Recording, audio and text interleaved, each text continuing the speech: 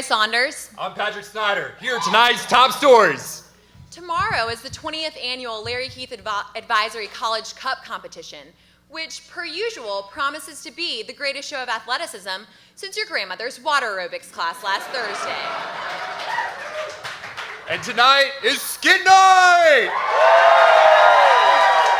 A tradition medical students here at UNC have maintained for 40 years. However, this year marks a bittersweet moment as fourth-year Broadway juggernaut Olivia Myrick will finally be graduating.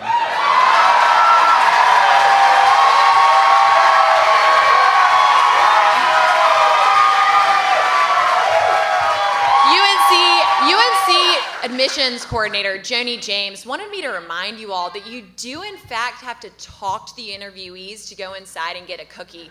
You free food fiending fat asses. On December 3rd, the Eshelman School of Pharmacy received a $100 million donation, marking the largest donation to a pharmacy school in the United States. Last week, the Berry Hill Student Lounge got another microwave.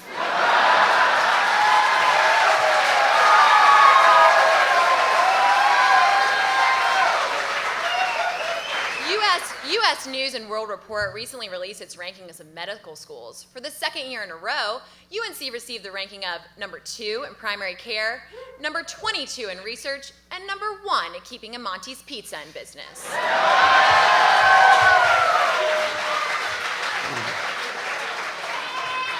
Second-year students recently finished up their reproductive medicine block.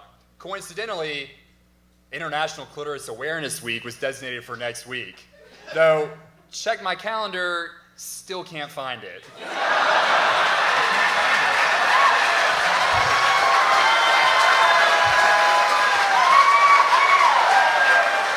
Over the month of March, third-year clerkship placements trickled onto 145 for MS2s, which left us all wondering, what does all this mean? Here to report on this year's hottest third-year clerkship is none other than Stefan.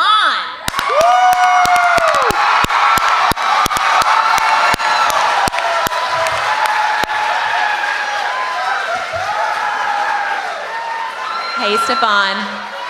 Hi, JG. Hi, thanks so much for being here. So I'm really interested in rural medicine, and I didn't know if you could give me some tips on where I should go.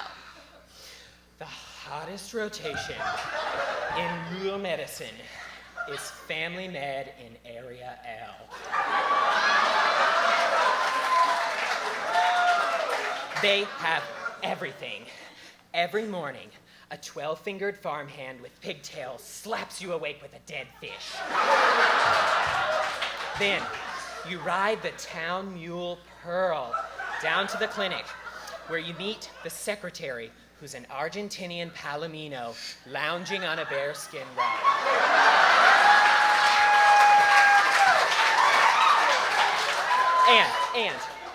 And all of the attendings wear full pink leather bodysuits, cowboy boots, and stovetop hats made out of beef jerky. Stefan, I don't know if you're inspiring confidence here. Are you sure there's not just something that's really low-key rotation? Yes. Yes, the best rotation for relaxation and revagination is Wake Med OB-GYN. They have everything. First, it's only accessible by Learjet. Second, there's a bronze charge nurse who yells at you in German through a sock bucket. Yes. Every room has a budding teratoma terrarium. There's a 40-foot-long stuffed porpoise in the lobby with a drug addiction.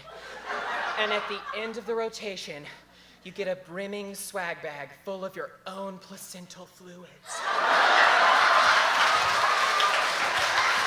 I'm sorry, Stefan.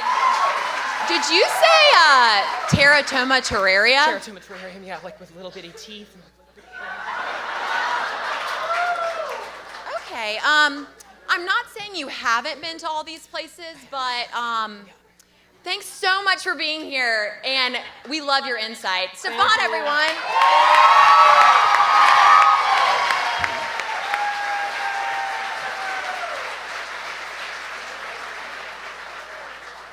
Last year, the U.S. reported its highest rate of measles since the disease was declared eradicated back in 2000. This backwards way of thinking lends itself to a lot of questions. Questions we will now address in a segment that we like to call Really? With Pat and JG. Really, America, really, we're not going to vaccinate our children. It's as if the 8 Fast and the Furious movies wasn't enough already. Really. I mean, really, there were 59 confirmed cases traced back to Disneyland. Really? Disneyland? When Peter Pan and the Lost Boys talked about going to Neverland and never growing up, I don't think they meant contracting measles and dying. Really?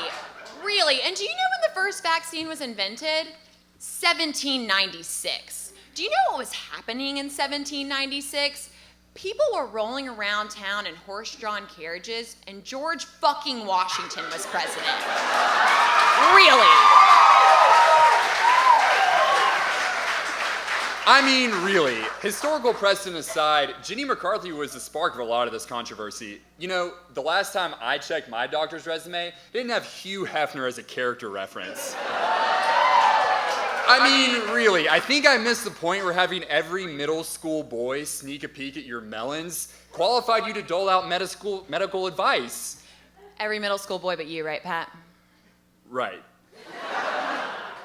Okay, so I just really would like to test the resolve of these people's beliefs. Let's just throw them all in a room of rusty nails and have them play a game of Twister. You know, right hand red, left face lockjaw. It'll be a great time, really. In the end, get your kids vaccinated. We support you not vaccinating your kids about as much as we support Tom Tillis' waiter not washing his hands after he takes a big ol' steaming dump. I mean, really. For more on big ol' steaming dumps, here to talk about first year's Drunk MS1!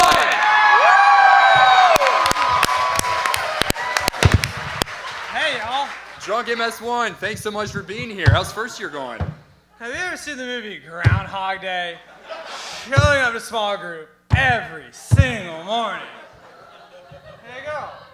You going to the library later tonight? Not the one with the books, if you know what I'm talking about. Drunk MS1, I think you might be a little too drunk.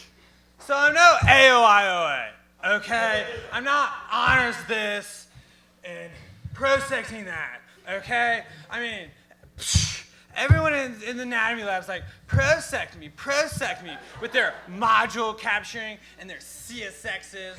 Choo-choo!